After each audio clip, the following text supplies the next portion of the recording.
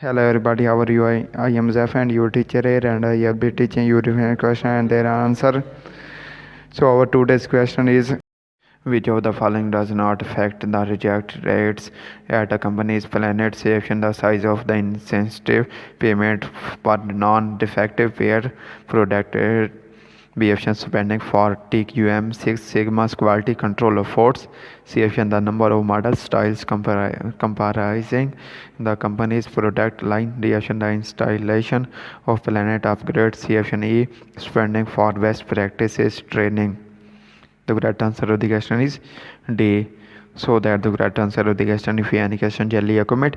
I will be answering you as soon as I can. Thank you very much for watching the video. Please do not forget to like, share and subscribe our channel. Until next question, bye bye.